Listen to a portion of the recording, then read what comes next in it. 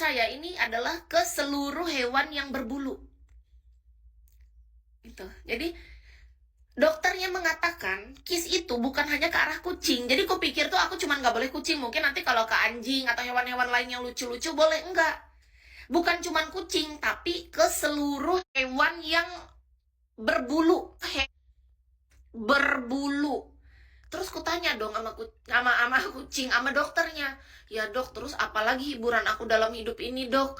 Selama ini yang nemenin aku cuman kucing yang paling setia dok. Dalam hidupku dari aku kecil, aku sering ngobrol dan bermain sama kucing. Aku bilang, emang dulu waktu kecil ada teman lain si anjing. Tapi nggak tahu kenapa aku lebih cocok sama kucing. Aku bilang gitu, kalau anjing paling cuma aku mandiin sama aku kasih makan. Tapi aku nggak main sama anjing. Anjing kurang cocok main sama aku lebih cocok bermain sama kucing. Karena kucing lebih manja, aku bilang gitu kan. Terus kata dokter, ya kamu, pilihan di kamu. Saya sudah memberitahu untuk yang terbaik bagi kamu agar kamu lebih sehat. Saya melihat kalau dari posisi gatal yang berada di sini, itu kalau menyebar ke seluruh tubuhnya kan nanti kamu sendiri yang akan repot. Saya nggak mau itu jadi berdampak buruk ke kamu, kata dokternya. Jadi gimana caranya? Kamu mulai hari ini, saya kasih dulu resep.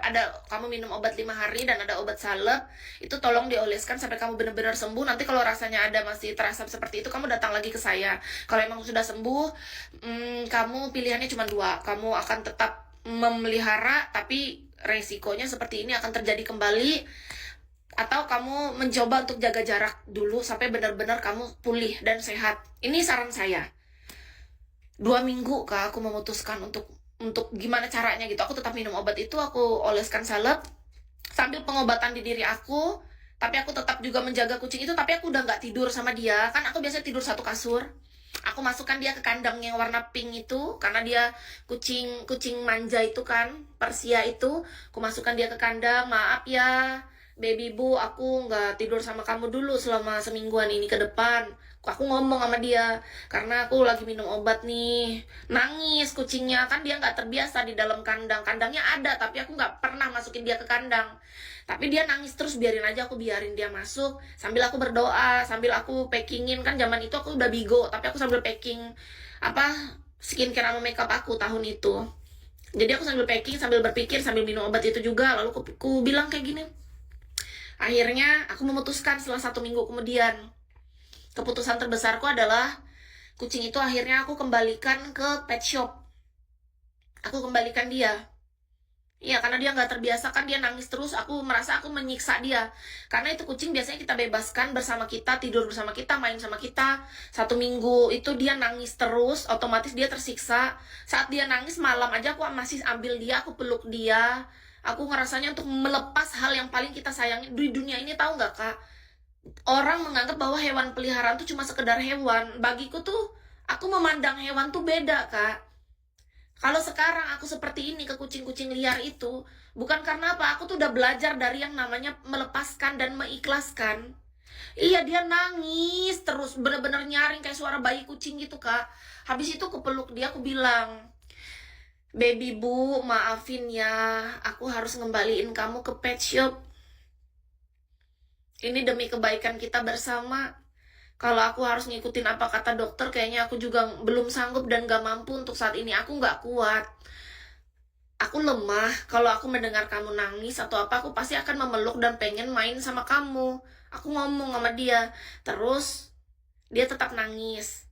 Nangis terus. Gak mau berhenti, karena dia tahu aku mau lepas dia. Kucing itu ketika dia udah lama sama kita, dia tahu apa yang kita rasa.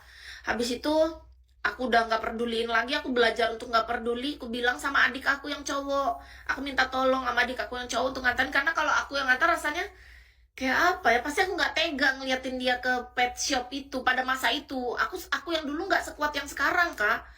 Kenapa aku kuat kayak sekarang ini? Karena banyak proses pelepasan dalam hidupku yang dulu, yang itu menyakitkan sekali bagiku. Aku nangis tuh sampai sesenggukan Kak. Kalau manusia lain nangis mungkin cuma gara-gara putus cinta, diselingkuhin laki-laki. Aku tuh nangisnya sesenggukan yang sampai sesak napas tuh loh Kak, yang sampai yang gitu Kak dalam hidupku Kak. Cuman gara-gara melepasin seekor kucing. Di mata orang pasti, dia nih kenapa kok bisa sampai sesenggukan gitu, cuman gara-gara kucing bayi yang itu. Tapi beda rasanya. Pada masa itu tuh bener-bener susah bagiku. Aku lepaskan dia, selama seminggu ke depan aku demam. Nggak tahu kenapa, pokoknya mentalku kayak kena aja, rasanya nggak enak gitu. Aku harus mengikhlaskan kucing itu, rasanya kepikiran lagi, apa aku ambil aja lagi. Kayak berkecamuk di otakku, aku ambil aja lagi kucing ini lagi tuh. Macam-macam dalam otakku, kok rasanya aku nggak enak gini. Tapi aku berusaha untuk menguatkan diri aku. Seminggu ke depan, gimana caranya? Akhirnya aku berusaha berdamai dengan keadaan. Aku harus bisa, kata aku gitu. Aku pasti bisa melepaskan sesuatu yang paling aku suka dalam hidupku. Itu salah satunya. Karena jujur aja, kucing adalah salah satu yang paling sulit aku lepaskan dalam hidupku pada masa itu. Aku merasa dia adalah teman yang paling setia bersamaku, Kak. Aku termasuk orang yang dulu tuh susah melepaskan. Tapi aku diajarkan untuk ikhlas. Sudah lepas. Pada akhirnya apa? Sesuatu yang sudah kita ikhlaskan, kita lepaskan, akan ada momen ujian datang kepada kita. Datang lagi lah kucing-kucing lucu ke rumah. Itu adalah ujian untuk kita, teman-teman. Ketika ada sesuatu yang lepas dari kita, gimana caranya kita mencintai dia dengan cara yang lebih tepat. Iya, kita cinta sama dia, misalnya kita sampai bawa tidur, kita main, kita pegang terus. Pokoknya kita nggak bisa lepas dari dia. Sampai mau melepaskan dia aja tuh senangis sampai sesenggukan, ya kan? Sesedih itu rasanya tuh, orang yang melihara kucing sama anjing pasti ngerti sih. Kalau orang bukan pecinta binatang nggak akan ngerti, Kak. Yang ngerti itu cuma orang yang benar-benar mencintai hewan dari hati. Dia rasanya tuh nggak bisa aku jelaskan, Kak. Hanya orang yang tahu kondisi itu tuh cuman yang merasakan, yang dia saat ini cinta, sayang banget sama anjing atau kucing peliharaannya. Bayangkan kalian lepas deh sama yang itu. Coba lepasin. Itu yang aku rasain pada masa itu. Tapi sekarang aku sudah berada di titik yang sekarang aku bersyukur. Contoh, aku sayang banget sama kucing-kucing liar yang datang, bahkan bukan punya aku nih. Tapi aku menyayangi mereka dengan cara yang lebih tepat, lebih terarah, lebih wajar. Nggak sampai aku menangis sesenggukan kalaupun mereka hilang, karena aku merasa dia bukan milikku. Jadi mereka datang kalau memang mereka butuh makan, aku punya makanan, aku kasih. Aku mencintai mereka dengan cara yang lebih wajar, secukupnya, jangan berlebihan. Kalau mereka pergi, aku nggak sedih. Contoh, Eme pernah nggak pulang seminggu. Padahal bukan kucing aku kan, dia tuh kucing liar yang datang, yang selalu aku kasih makan selama bertahun-tahun. Habis itu akhirnya dia pergi hilang, tapi aku sadar dia hilang. Kok dia nggak ada datang hari ini? Oke, besok lagi. Oh, kok dia nggak ada datang? Seminggu dia nggak datang. Tapi aku lebih ikhlas karena pemikiran aku sekarang udah lebih kuat. Aku udah beda. Aku ngerasa bahwa apapun yang datang pasti akan pergi. Kayak gitu. Itu pembelajaran, Kak. Jangan cuma dilihat bahwa oh kita akan kehilangan cuma dalam sosok manusia. Enggak. Aku bersyukurnya aku dilatih melalui itu, Kak. Misal nih, seandainya aku langsung dikasihkan dalam bentuk manusia, gimana rasanya? Kayak contoh ada anak yang kehilangan orang tua, atau orang tua yang kehilangan anaknya, atau kakak yang kehilangan adik kandungnya, adik kandung kehilangan kakaknya. Itu kan perih, Kak. Kalau aku pada masa 2019 kemarin tidak diberi pelajaran tentang kehilangan kucing itu, mungkin hari ini aku bukan sekuat ini, Kak. Kalau seandainya pada masa itu aku yang selemah dan serapuh itu langsung kehilangan hal yang lebih besar dalam bentuk manusia misalnya, mungkin aku gak sekuat itu. Makanya aku dilatih sama Tuhan. Aku dilatih untuk kehilangan salah satu hal yang berharga dalam hidupku yang menurut aku kucing itu. Nah, dari situ pembelajarannya kita dapat hikmahnya apa? Oke, kita belajar untuk melepaskan sesuatu yang paling kita sayangin di dunia ini. Ya, salah satunya kucing itu.